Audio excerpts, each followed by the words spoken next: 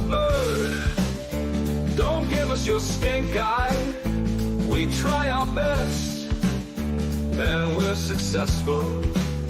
Come watch our show. Bet River sponsors.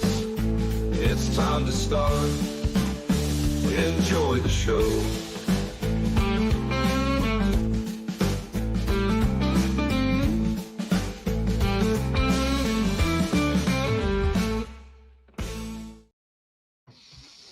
Welcome aboard, everyone, to Betting Weekly Live. You are Steve Wyss and Lewis Jones. It's Monday, the 18th of August. Lewis, how are you doing? How did the Premier League weekend treat you on the opening round? Yes, good morning, good afternoon to everyone. My opening weekend, an interesting one, I suppose, Steve. It's great to get the cogs whirling in my brain again about analysing football and reacting to markets and analysing all the games, etc. But my God, this game can be stressful sometimes, can't it? And I've definitely felt that this weekend. Haven't missed the stress involved with betting at times, because on that Friday to start the season, the Liverpool versus Bournemouth game, put up two bets on Friday's show, didn't I? It was a Bournemouth over 10.5 shots line and the Mo Salah under 1.5 shots on target line. So the Bournemouth over 10.5 shots. They were on 10 shots with 20 minutes left, and they finished on 10 shots. So that bet somehow got beat.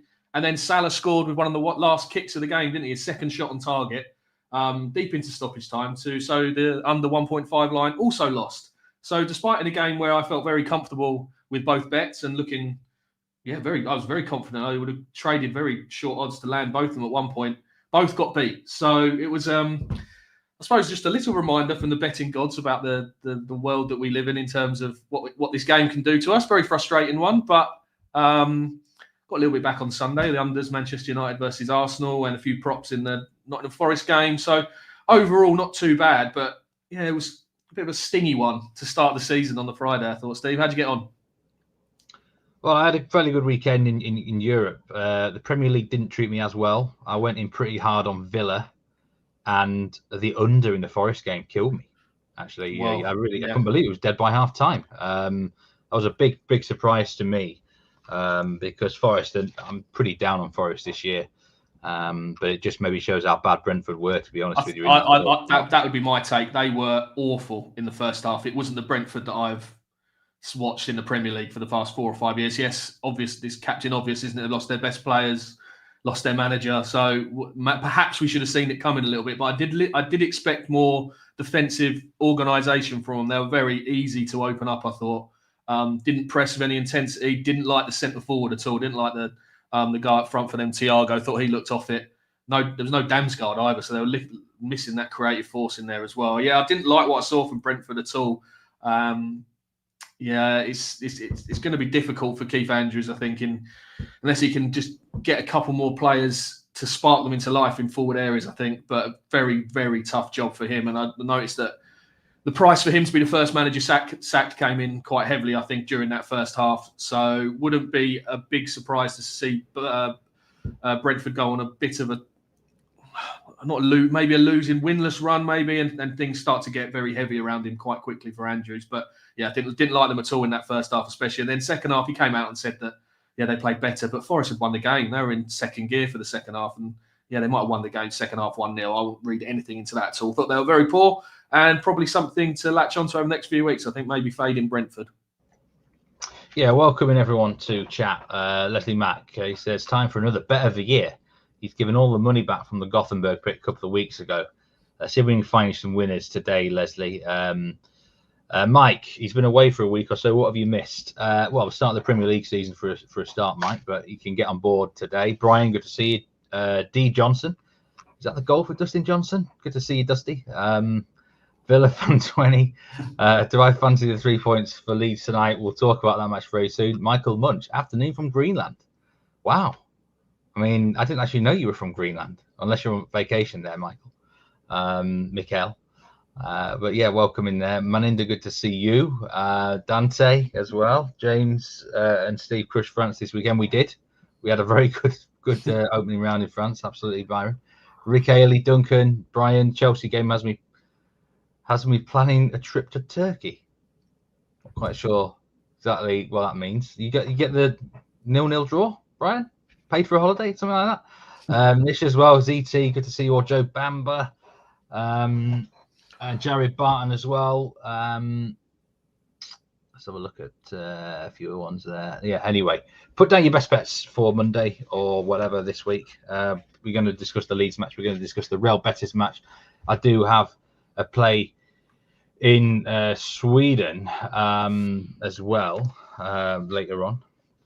But there were, there's some interesting winners that came from the sportsbook at the weekend, Lewis. And I don't know quite how late these bets were placed, but in total, $75 was placed on Brighton versus Fulham live in play for the draw at 45-1 and 66-1.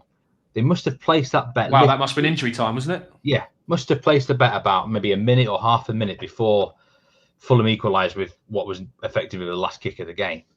So, yeah, incredible. It just shows you how late people are betting in games. Was my takeaway from that particular. That is, Fulham have got quite a good record, I think, of coming from behind in matches. Maybe there was something in that, and obviously the throwing caution to the wind and the price maybe was just too good to resist. It obviously was, but that must have been injury time. It must have been so late to place that bet. But wow, what a return that is! Great start to the season for incredible for that particular gambler. Excellent stuff. Yeah, about nearly £4,000 made from $75 bets. So biggest bet on the sports was Chelsea versus Palace live over 9.5 corners at -132, and it won. Very good winner there. Corners were in business. 20 grand on Preston North End Leicester over 5.5 first half corners. $10,000 on prop bet here. Erling Haaland over 1.5 shots against Wolves. That was an easy winner, -208. We'll talk about Haaland soon, because before we mentioned the Leeds game today, we might. I think there's two markets we want to have a look at: the top goal scorer market, because we're up and away now with the actual players, and then the relegation market, because it possibly affects both of these teams today.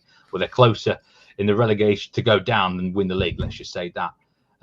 But top scorer, Erling Haaland is now -112. He started the season at +125. Mo Salah +700. Gyökeres is out to 10-1. There's been a lot of movements here already. Chris Wood now into 33-1 after his start to the season, of course. And there's one, the favourite in the market, Erling Haaland. You've got plenty to say about him, Lewis, and you're already thinking he could have a barnstorming, massive season. Yes, I'm probably going to get pelters for this. It does sort of stink of a bit of a knee-jerk reaction after one game, but from what I saw from Manchester City on Saturday, it suggests to me that the only thing stopping Erling Haaland from winning this top scorer crown is him getting injured, because I think this is a player now with the style of football that Manchester City look to be playing, to me, bit more direct, a bit more into him rather than the ticky-tacky stuff. He could really go and score however many goals that he wants. And I actually think that -111 is going to become -200 within about, 4 weeks probably. And wherever there's value to be had at every point of every market, isn't there? And I do think there's value to be had here at the top of the market, because this implied probability suggests 52% likelihood of him winning it. And I'd actually have that closer to sort of 65% based on his injury record, just trying to run the numbers earlier. And the fact that Pep does like to keep him from exerting too much energy in matches. You don't see him running the channels. You don't see him opening up his hamstrings and stuff. There is a sort of a method to Pep's madness to just get him in the penalty box and to try and keep him away from injuries. And I think he can, at the prices, I'd actually make him a lot shorter than it is at the moment, that he's going to stay clear of injuries. Because I think if he plays every game, I think he's won the top goal scorer market. So, and it's just because they're going to play to his strengths, Steve, based on this more direct style we saw against Wolves. And it sounds ridiculous that he could score more goals than he already has in his Premier League, in the Premier League for Man City. He scored 87 already in 3 seasons. But he's been doing it, really, I don't think, without the team playing to his strengths yet, because he's devastating. He's got very intelligent movement when the ball comes in the box. And Man City put so many crosses in the box in that first half against Wolves. They put in 12 crosses in the first half of that game, and they put in 9 in the first 20 minutes. And this is unheard of numbers for Man City in terms of what stylistically we're used to seeing from Pep Guardiola's team. I think it's the fact that Reinders has maybe added a more directness to what they're doing. And when they got in and around the box, they weren't turning back inside and looking for the small passes to sustain attacks. They were looking to get the ball in very, very quickly. And Haaland scored twice, didn't he? He racked up an expected goals figure of 1.99 from his 6 shots. So just so much in his favour here that I think this is it's not a bet for everyone. I get it. You don't want to tie your money up at a short price for much of the season. But we know he's on penalties. We know he's going to hoover up the tap-ins. We know, and now we know that City are going to get the balls in the box instead of just passing around and wasting a lot of time. I think we could be seeing record numbers here from Haaland this season. I mean, he's already got the record, isn't he? 36 goal record in a Premier League season. I wouldn't mind betting that he beats that this season if Manchester City play this way in a much more direct fashion. So I would encourage, if tying up your money on short prices is something that you like doing and you're okay with it, I think this is a great bet, because I think this price will shorten massively over the next 6 weeks when Haaland continues to thrive off this new Man City style of football. So yeah, I would encourage punters to get on that Haaland price, because I think it's going to go in the next few weeks. I would agree with you that it's a bet basically on Haaland to stay fit, but he does have a history of injuries. Although you have alluded to there that the way they're playing now might hopefully reduce those risks, but he has missed. I did actually look back at the last 5 seasons for Haaland. Last year he missed 7 games for injury, scored 22 goals. Previous season before that, again 7 games. This is in the Premier League. 27 goals. The season before that, of course, is incredible. He had 35 goals, just 3 matches to injury, but he would have missed a month had the World Cup not been on. He was injured during the World Cup and he managed to recover. And then his last season at Dortmund, he actually missed 10 games to injury. So it's one of them where played much more expansive. He was asked to do more at Dortmund. He got injured a lot more at Dortmund because he had to more or less press and be part of what they were doing without the ball. At Man City, he doesn't have to do any of that. 1, because they keep the ball for most of the game, and 2, he's just asked to stay as the sort of the goal getter, the goal poacher. So those numbers, yeah, that sort of added up. I think in terms of the implied probability of him staying fit, I had it a lot shorter than what it is at the moment. 1-1 minus 111 or minus 112. So it's not a bet for everyone, but I just think you can't have a bet in this market even if you're looking to back something potentially each way, if that was the way you wanted to go, because the win part's in the bin, I think, because just Haaland is going to win this crown again. I just can't see any way other. And it's not exactly the hottest take going, because obviously it's Erling Haaland and Man City are Man City. But I think if you can get a price which you know is going to shorten in the next few weeks, perfect trading opportunity if that's the way you want to do it, and good way to lock up some money if you don't want to take some fancy interest rates in the bank, I think. So it could be just like, it's better than the interest rate. So I think Haaland's a great shout at those sort of prices. Yeah, my biggest problem is I'm not sure who I would want to oppose him with in the sheer to win market. If you are able to get 4 places, and it's different, but I'm not sure who I would oppose him with it of those ones at the top end of the market. A few mentioned there about Gyökeres, not convinced by him, but he's still got to get up to speed in the Premier League. It's as simple as that. Effie says Ekitike at 14-1 is a joke. Stuart Johnson, Haaland will romp it, don't overthink it. Joe Bamber's saying Haaland or Ekitike or Gyökeres. Just going back through some other comments. Brian, I know what you meant about playing a trip to Turkey now. That one went over my head initially. Very stressful, losing some hair. And yes, I am on a different mic today.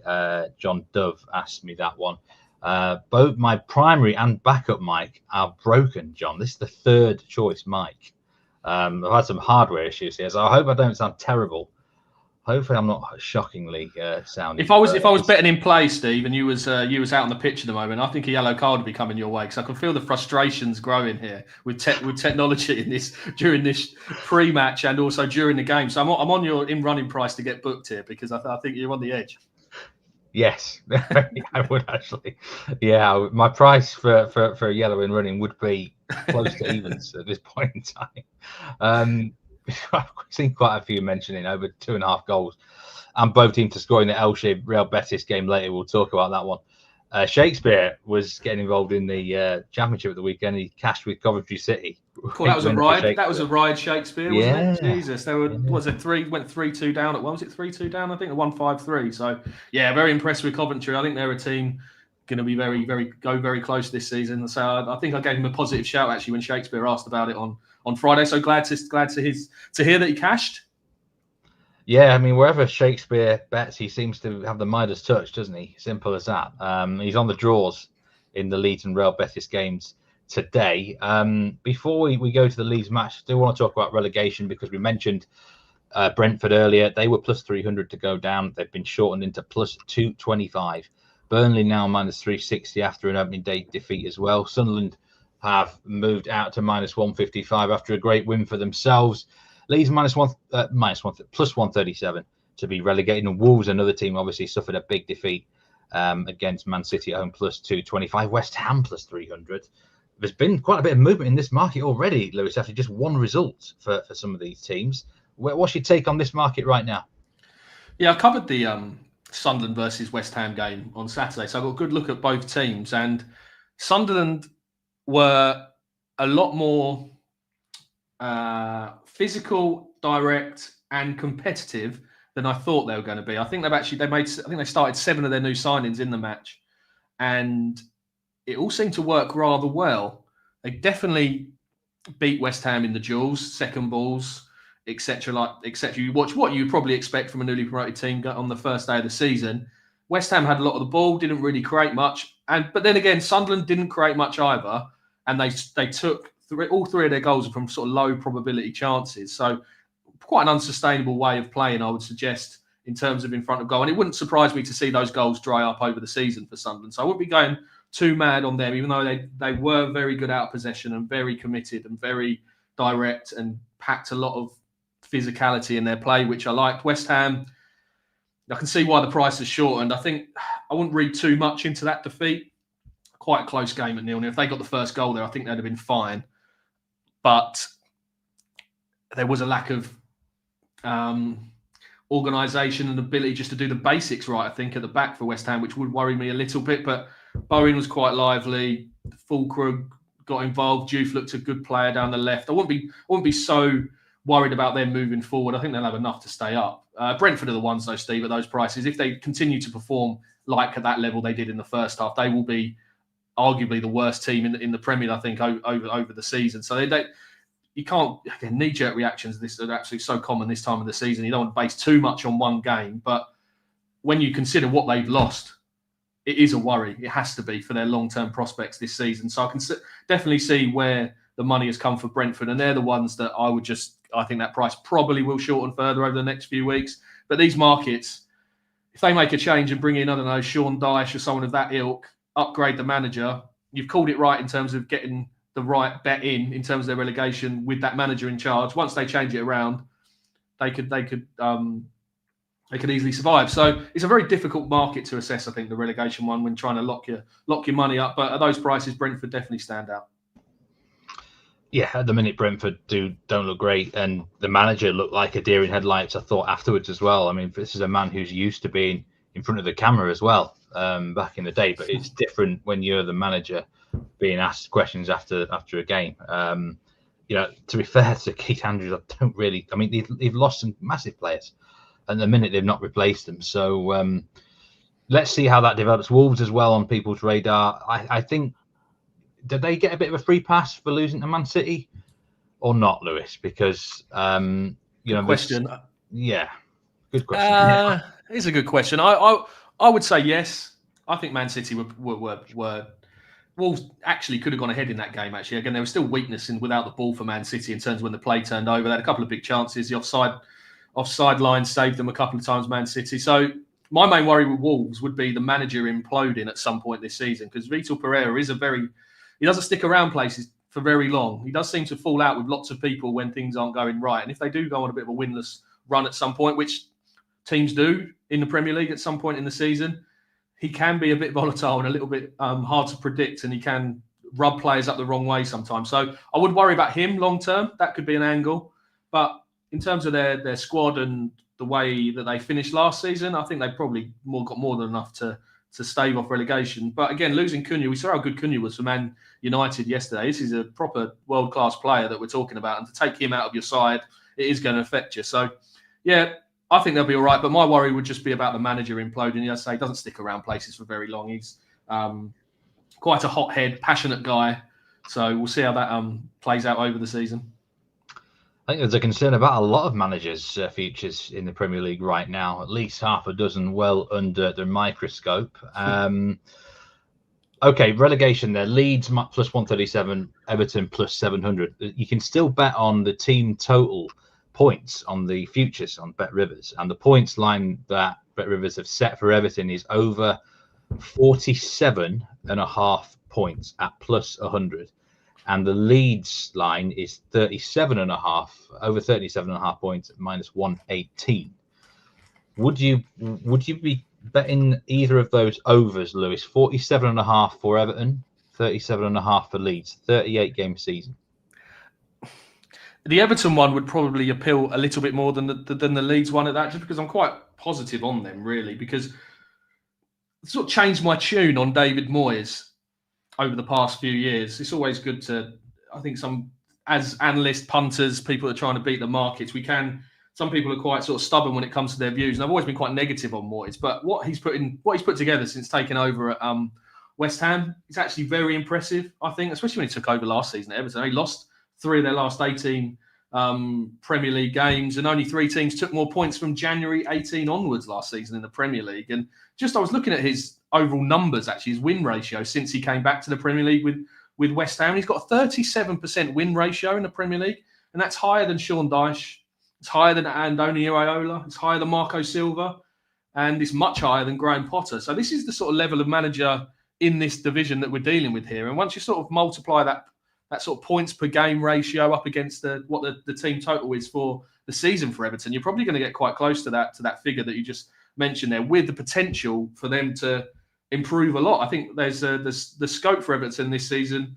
There's a little bit of an unknown with the stadium, but I'll be more positive on them moving into a new ground than what maybe people have factored into it at the moment, just because the history shows that teams moving into new grounds actually do fine, and they're actually okay settling into their new ground, and results pick up pretty quickly. So, yeah, they've got a lot of money to spend. Jack Grealish is an interesting signing. I think he'll improve them. Ndiaye is a great player. This Barry guy that they bought, the centre forward, looks quite exciting as well. So, yeah, I think the ceiling's quite high on Everton this season, and they've got a manager that knows very much the lie of the land in the Premier League. So I'd be more positive on Everton on those points handicaps than Leeds. Steve, and what's your views on Leeds, especially this season? You obviously know the club inside out. Are you confident of survival? No, I'm not confident. I mean, the last time Leeds came back up from the Championship was 5 years ago with Marcelo Bielsa as manager, and I tell you what, we were giddy, proper giddy as fans. We didn't expect to be anywhere near the relegation battle. We were thinking mid-table, and actually we were right for once. The Leeds fans were right. 9th place finish. This time, there's nowhere near as much optimism because it's Daniel Farke in charge. He's took some slack. You know, there were rumours of him even being looked at possibly replacing him in the summer. That hasn't happened, and I'm glad it didn't happen because he deserves a crack. What he's achieved with the team in the last 2 years, but his record in the Premier League isn't very good whenever he's been here. You could argue the teams he had at Norwich were terrible on paper, and I think he's got to be given a fair crack of the whip. But we're not as optimistic. I do think the bottom half of the Premier League is much tougher than it was the last time Leeds came up. I think the top 6-7 was really strong last time we were in the division. It still kind of is, but the bottom half now is a lot stronger. There's some teams that have now established themselves in the Premier League, like Brighton, Bournemouth of this world, you know what I mean? So I think we could survive. Am I that confident? No, at the minute I'm hoping. I think Burnley will be bottom, and then I'm hoping someone like Brentford, Wolves, possibly someone else. Sunderland, I actually think will survive. There was a few comments about Sunderland. I think they've got a chance of surviving. It'd be close, Lewis. But anyway, first match for Leeds and Everton this season, plus 130 for Leeds, Everton plus 220, plus 225 for the tie. And I have a little bit question marks about these odds because Bet Rivers have made a 10-point discrepancy between the two sides there across the season. Based on those odds, if this was played at a neutral territory right now, Everton would only be a slight favourite. which I just don't see how that's right. Everton are the better team, surely, than Leeds. It's not like they're world beaters, but plus 130 on Leeds wouldn't interest me at all. I don't know what your thoughts are on the money line here on the handicaps. Yeah, it's interesting. I think Leeds last season in the Championship, I mean, they were the darlings of the sort of the XG followers, weren't they? In terms of the money and the smart money from the syndicates, they were rated possibly as one of the best ever teams we've ever seen in the Championship. So maybe that's filtered through a little bit to that price here for this season. Just looking at their expected goal difference per game last season, it was plus 1.33, which was the most of any team in England last season. It was only them and Liverpool that had a figure like that over one, and that expected goal difference is XG for minus XG against. So to have plus 1.33 over a course of a season ranks this Leeds team as one of the best we've ever seen in the Championship. And I think we do have to put a lot of weight. It's such an important performance indicator, I think, this expected goals against sort of equation here, and it's what defines the market really, and explains a lot why the money was all over Leeds most of the time last season. I mean, more or less in every fixture, especially towards the end of the season, they were going off absolutely ridiculous, these short prices. So that makes them a fascinating team this season, I think, and very hard to place if you're trying to make a prediction on where they're going to finish, because their ceiling could be quite high, but we all know the last 6 promoted teams have absolutely failed miserably, haven't they, in the Premier League? And you mentioned him already, Daniel Farke. He's actually got the worst points per game of any manager who has managed 45 or more games in Premier League history. So that's a very sort of hard thing to have weighing round your neck, especially if it goes wrong. There's a similar sort of feeling with Phil Parkinson, the Wrexham manager. He does really well in League One and League Two, then makes a step up to the Championship, and his win percentage absolutely drops away. And Wrexham have lost the first couple of games this season as well. So it's interesting to see how they're going to get on. I've got a feeling they're going to be okay, just because of the way they've brought in a lot of power and very tall players in the summer league. I'm sure you've noticed this. The physicality aspect of this Leeds team seems to be on the up, and I think that will bode well, because I think the teams that came up last season just got bullied from an early stage in the Premier League. Like, they didn't win the duels, their sprints were low in terms of the averages, and players were dribbled past most weeks. They just didn't have the physical attributes and intensity to really compete. But every signing Leeds have made, I think they're all over 6 foot, aren't they? And they're just really packed with sort of great physicality. Sunderland, as I mentioned, Sunderland did that perfectly, I thought, on the weekend. They definitely competed to a higher level than you need to in the Championship. So this is where I'd sort of see Leeds potentially improving this year on their ability to match the physicality of the league. But we need to see it in action first before we make any sort of sweeping statements about how they get on. So I thought the prices here, I thought they were quite fair actually on the outright. It's hard to get too excited. I did quite like Everton's price. I'm sort of on the same as you earlier in the week, but the injury to Jared Branthwaite completely put me off. He's their best player, I think, and makes such a difference when he starts. They've only conceded 1 goal per game in his last 21 starts, which is actually the second best defensive record of any team. And he was missing last season when they drew at Leicester and they lost at Southampton. So I can't trust Everton without Branthwaite at those sort of prices when it's going to be an amazing atmosphere at Elland Road, etc. I know David Moyes knows how to deal with these situations, but yeah, I was going around the houses a bit with the outright prices, and I couldn't really find anything of note. The draw, when in that case, probably the draw is the one that stands out, I think, at the prices when you're a bit stuck to see whether you want to go either way. The draw normally is the safe play, I think. So I would probably lean the draw in this situation. Steve, would you agree? Yeah, I would actually agree. It does feel like the sort of draw, and it could be any sort of draw. If this match was 0-0, would we be shocked? Probably not. If it was 2-2, would we be shocked? No, I don't think we would either. So, yeah, it's one of those where I do feel a draw is quite possible. Opening day of the Premier League so far, we've had 5 favourites win, and there's been 3 draws. Just 1 dog was a winner. That was Sunderland at plus 250. I mean, Everton are, of course, the dog here now. And you're right, earlier in the week, Leeds were, I think, plus 150. That's come down. The Branthwaite injury news, I think, is a big reason for that. So, yeah, that does make it weaker for them defensively. In terms of the Leeds signings, it's like land of giants now. here at Elland Road. Yeah, I mean, I don't mind that actually. No, I don't. I like it as quite well. like that. I like The it. keeper's a big signing.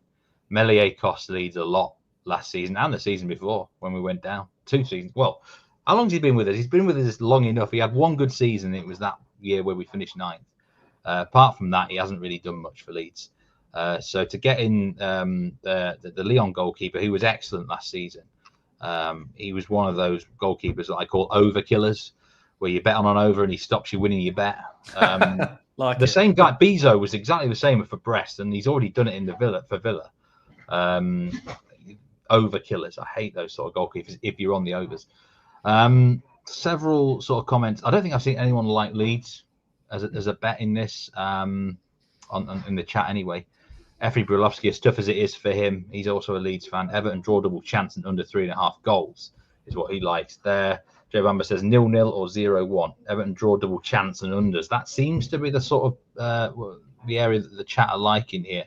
What price is the unders, Steve? Because there was a big move earlier today. I saw that the price changed quite dramatically. What price have we got on the unders? Minus 143 for under 2.5 goals. Yeah, it was minus 110 at I think early this morning, UK time. So some money's obviously come in for the underline here, and it's rarely you see that really. I know it's a Monday night football, isn't it? It's sort of this high profile game, and it's a big move to go to plunge the underline that sort of heavily. Obviously, the syndicate money's come in, and that's obviously worth respecting, because I was looking at the unders when I first assessed the odds earlier this week, and that was potentially a play for me, but prices completely gone now. But I suppose if you correlate the draw prices remain quite consistent, and you obviously get the two of the possible results of an under 2.5 bet are 0-0 and 1-1, aren't they? So that hasn't moved too much at plus 225. So I say it wouldn't be an official play for me, but I would the draw if the market does really like unders, and for a move like that to come, you'd expect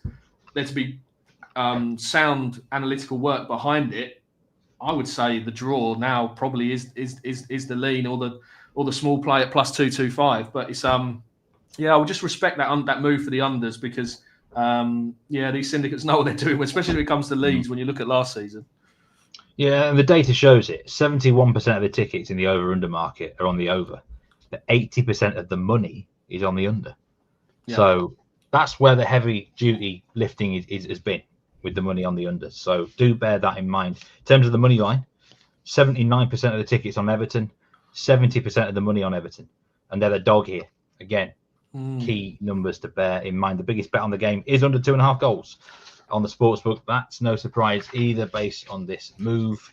So yeah, that's what we're leaning towards there. A player props then, Lewis. Someone actually was asking about him earlier, saying he should possibly look to get on the score sheet today, and that is Tierno Barry. Everton strike is set to start, I think, here today. Beto might be in consideration as well, but Tierno Barry, you've got a few things to say about him. An interesting prop market as well to get involved in. Yeah, I hope he does start. I'm really looking forward to seeing him play, because once I assessed the prices in the fouls committed market on BetRivers site today, got very excited about putting this bet up, because really like his over 0.5 fouls committed price, minus 192. Seems short, but there's value there, trust me. But the main value, I think, is in the over 1.5 fouls committed line at plus 230 with BetRivers. That's a really, really, really big price, I think, because I think we're getting a player here who's ticks all the boxes for making fouls. He's quite raw, isn't he? Very aggressive, but what I like about it is he's going to be desperate to make a point and prove himself early to the Everton fans. And I think he could be a bit of a goldmine this season in terms of fouls committed in the Premier League, especially when the prices remain this interesting. Because I suppose you can get occasions like this early in the season in the prop markets where new players to the league don't really get priced up to their true probability, just whatever reason that is. Maybe it's the algorithms, or they don't quite align with the data, etc. But I think he should be making 2 fouls in this game based on the data that we've got, because the central striker for David Moyes has so much to do. He's like the first defender, really, isn't he? He's not really seen as a striker. He has to do a lot without the ball. He'll be pressing, he'll be chasing, he'll be closing down, and he'll have to attack a lot of 50-50 balls in the air, and that's something which he's very good at in terms of winning aerial duels. He ranks very high for that in Europe. but he also gives away a lot of fouls for these aerial duels as well. And just looking at Beto's record when he played centre forward last season for Moyes, he was making 1.7 fouls per game across his last 12 starts. So that's a good starting point to get us near that key 2 number. And I think that's a good indicator of what Moyes is going to be asking for Barry here. And just when you look at his data from Spain, he made 1.8 fouls per 90 last season in La Liga. So we're already at nearly the 2 line there. And he made two or more fouls in 6 of his last 8 starts. So I can't see any reason to think that he's not going to continue to be that sort of physical presence that's going to put himself about and commit fouls coming over to the Premier League, which is a very intense, aggressive, physical league. So I think it's a great start to the season. This could be for Barry's foul backers here because, I think the over 1.5 line at what we getting 2 plus 230 here. I think they'll win. So, and it looks a strong bet to me, despite obviously we're early in the season, aren't we? And normally you have to tread a bit carefully. But no, if you can get the money on, I think that's a really, really great bet to attack tonight. Yeah, I've seen plenty of him last season. He's a very physical sort of striker. You've got to be in a David Moyes team, I think, haven't you? Playing up front. The referee is Chris Kavanagh. He averages 21 fouls per game in his career in officiating Premier League games. Not that really fouls are such a thing with referees, I wouldn't say. But anyway, I thought I'd put the stat out there just for the sake of it.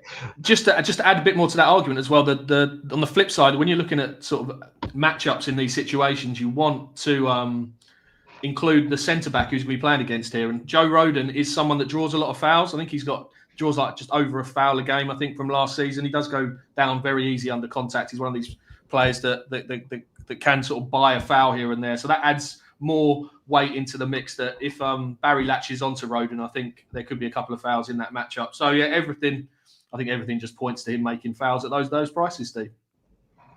Meninder asked if his Leeds preferred centre-back pairing. I would imagine Pascal Struijk and Joe Rodon will start this game at centre-back for Leeds. Bogle on the right-hand side. Someone was asking who Grealish would be likely up against. It would be Bogle, although he was a slight fitness doubt earlier back end of last week. And the new signing from Lille, Gudmundsson, will be playing left-back for Leeds, replacing Junior Firpo. Lucas Perry to make his debut in goal for Leeds, probably looking at the likes of Ampadu and the big man in midfield, Stark, the new player. He's a monster, he is. Well, I've heard. I know a couple of Leeds fans, and they have got very high hopes after what they saw in pre-season. So I don't know much about him from the Bundesliga, but he was borderline German international quality at one point in his career, I think, wasn't he? So from what they've seen in pre-season, he's a player to watch, I think. And again, another big lad, isn't he? I think there's a chance for. I mean, the other Leeds players. It's not set in stone. Obviously, Joel Pirro is going to start up front here today. You've got your likes of Daniel James. And then I think for the likes of Willie Gnonto, Gnonto's got a massive chance to sort of nail down his spot here if he can get in a few performances. But that is a position that's going to be got a lot of competition. There was talk, someone was asking about Dominic Calvert-Lewin. Be very surprised if he starts the game. He should be on the bench and he'll probably get some minutes. I don't like the signing. Then get injured and get ruled out for the season. I don't like the signing, and that's the main reason I don't like it. But the problem is he's got such an extensive injury record. I know he's signing on a free, but if I'm a director of football at a club, I just would never sign players that have got such a checkered injury record. I've just put a line through them. Nothing against them. Let other clubs give them their chances. So I don't like the signing, Lewis.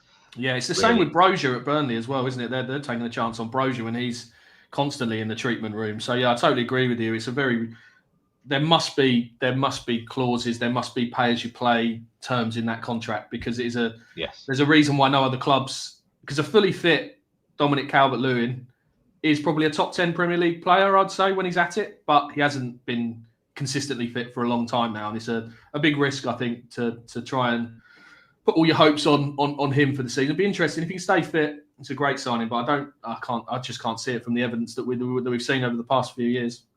Yeah, he could do a job coming off the bench, to be fair. Good backup sort of plan B, C option, but to lead the line with his injury record is just impossible. And I'm not even mentioned his poor finishing record in recent years, but we'll gloss over that for now. Apart from that, it's a great signing. Okay. Elche, Real Betis in La Liga is the other big game in Europe today. Real Betis plus 118 favourites. Again, another promoted team at home. And I mean, to be honest, from what I saw of the other two promoted teams in week one for La Liga, I'm a bit worried for Elche because Real Oviedo were completely and utterly outplayed by Villarreal on Friday night. Ended 2-0. It should have been 4 or 5. And then Levante also getting off to a losing start away at Alaves. And Alaves are one of the favourites for promotion. We're not too high on Alaves this season. So that doesn't bode particularly well for Elche. And all them three teams had a very similar record last season. Real Betis, very strong in the previous campaign, made the Conference League final, of course. A bit of bad injury news for them. Isco, the veteran, former Real Madrid player, is ruled out with a broken leg. So I'm not sure how long he's going to be out for, but that is quite a bit of a blow for them. Llorente and Roca are doubtful with injury as well. Former Leeds players. That doesn't surprise me. They were always injured when they were at Leeds. But based on what I saw of the two promoted teams, Lewis, then I'll be looking towards Real Betis here at plus 118. Although I would want a little bit of draw cover, minus 0.25 on the Asian handicap would be the lean I would go towards. In terms of attacking potential, and Cucho and Hernandez should be starting up front now for them with this go ruled out. There's another player that you quite like for a prop in this game. Yeah, I noticed actually there was a bit of a move for Elche again when I was just assessing the market. So maybe it's the Isco injury has filtered into the market because he is going to be a big miss for them. I think he's a wonderful footballer, isn't he? Such a special talent, and really has flourished at Real Betis, didn't he? Towards the end of last season, they're going to miss him, but I do think there's a betting angle here because his replacement Giovanni Lo Celso should come in to the team instead of Isco here and playing the number 10 role, player that I've seen a lot of in the Premier League over the years, and he's always someone I've always enjoyed watching. He's very technically gifted, isn't he? He's not the most mobile, but he's got so much quality in his left foot. And I do think with Isco out, I think there's value to be had here in Lo Celso's prop prices in terms of his shots on target and the goal price. Because without Isco, Lo Celso has taken he's taken 2 of the last 3 penalties when Isco hasn't been there, and he's going to be on free kicks as well. So automatically, I think that makes that plus 360 for him to score any time pretty good. And the thing that just pushed me over the edge to make this an official play was the last 2 times he started in this number 10 role instead of Isco, he's had 4 shots with 2 on target and scored in one of those matches. And I just think, considering the opposition, newly promoted team, as you say, they didn't start too well, did they? The newly promoted teams at the weekend. I'm quite happy to follow this trend despite the small sample size because I do rate the player. I do rate him highly, Lo Celso. He's got he's very crisp with his finishing. He's very accurate. So the fact that we can get plus 360 to score any time and also plus 350 for over 1.5 shots on target in the game, just when you factor in the opposition and the quality of player and the level of responsibility I think he's going to have in terms of free kicks and penalties. I think those 2 prices are ones to take seriously, actually, Stephen. Quite, very much on the Lo Celso train for this evening. I think that's a great train of thought, especially with Isco ruled out. Lo Celso loves a shot like Byron Murrell says. He also loves to score a golazo. He's the sort of player, and I don't think Bet Rivers do offer this market, if anyone does. I'd love to bet on him to actually have a shot on target from outside the box. Great bet, yeah. Or even score from outside the box, because he's that sort of player that can just come up with a moment of magic. And he's against a newly promoted team as well, so it's a nice matchup for him. They should get quite a few shots in this game, really, Real Betis. I do have that lean for minus a quarter of a goal for Real Betis at minus 117. I do want a bit of draw cover. I think it was Shakespeare in chat earlier. I do have a bit of a drawy feeling about today. Could definitely see both of these games end in draw. The Shakespeare mentioned that the double probably is an interesting play if you wanted to go down that route because, first game of the season, no Isco for Betis. And the Leeds Everton game, it does just, if you just gut instinct it, if you're just going on pure gut instinct, you could absolutely see a 1-1 in that game tonight, I think. So, I could definitely see the draw double. And normally, worse listening to Shakespeare, isn't it? Every time he speaks, there's just winners flying everywhere. Yeah. So, the draw double could definitely see that. Yeah, I would be definitely taking draw cover there, or even draw no bet, actually. Meninda says, is Anton Stack a target at set pieces? And there's going to be quite a few targets from the set pieces, Meninda, I think, for these. But yeah, I mean, look, he's a big unit, that I do know. let's see how he gets on in this one. Just looking at some of the bets for the game. Effie says Betis drawable chance at under 3.5 goals. Again, he likes that one here. And I think that was about it on that particular one. Jan-Philipp also liked the Lo Celso shot on target. Just before, I'll talk about the Swedish game in a minute, but there is a breakdown for this game. 85% of the money and 90% of the tickets on Real Betis. 64% of the money on the over-under market is on the over. The match can be watched live on the BetRivers app or by logging into your betrivers.com account. And there's a soccer. There's a couple of house specials actually today. We forgot to mention it. Leeds, Everton, both teams to score an over 3.5 goals at plus 295. Play or fade? Fade.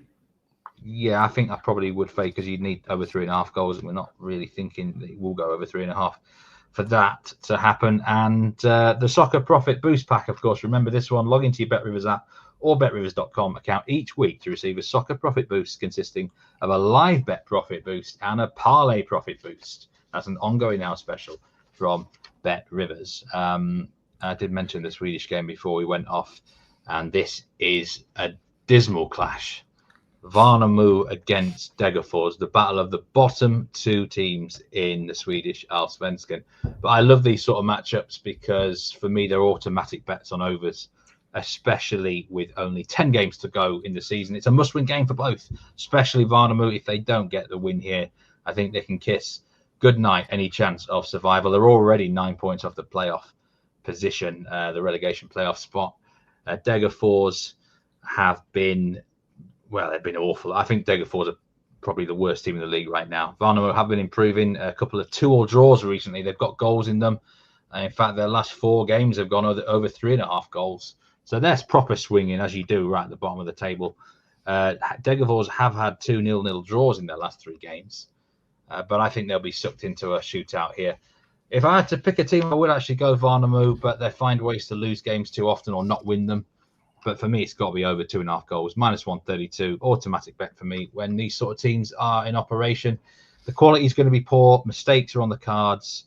It will be wide open. There'll be missed chances. But I do think in this situation, we will get over 2.5 goals because a draw doesn't do anyone any good. You've got to be beating the opponents on the field today. I love doing that. Sometimes early in the season, when teams like this face each other, you can get a dire 0-0. But for me, later on in the season, I like taking overs when bad teams meet, Lewis. That's just one of my strategies. How do you approach that sort of thing? Do you have anything set or? It's always good to have these sort of systems in place, isn't it, that you can go to when you're looking for an angle in on a game. I'm normally quite fluid with the way that I sort of assess games, so I can sort of maybe, probably to my detriment, to be honest, I probably should. In terms of time taken, I probably spend too much time analysing games and probably get into a bit of what Dan Roebuck calls a Roebuck rabbit hole sometimes. I think that's what this is what happens to me when I'm analysing games. So I probably should learn to keep it a little bit more simple and use these sort of trends and systems that have obviously brought profit in the past. So I am normally quite flexible when it comes to analysing each game on its merits. But yeah, we've all got to have our own little ways of trying to beat these prices, haven't we?